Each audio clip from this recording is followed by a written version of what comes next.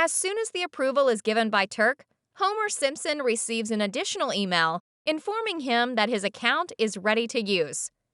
Homer Simpson can now log in and create his first project. He received his customer number in the confirmation email after registration. When he logs in for the first time, the Turck Cloud desktop looks empty, as no projects have yet been created. From the upper navigation bar, Mr. Simpson is guided straight to the Project tab.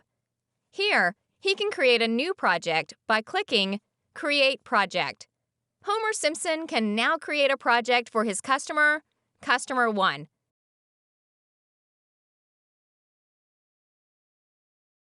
After reading the information about costs, terms and conditions, privacy policy, and code of conduct, by clicking on Order and Activate Subject to a Fee, the customer agrees to these conditions and registers their project. The project has now been created successfully. Mr. Simpson receives a corresponding order confirmation by email. He can now switch to the project view by clicking on the project. The newly created project, End Customer 1, can be found in the left-hand navigation menu.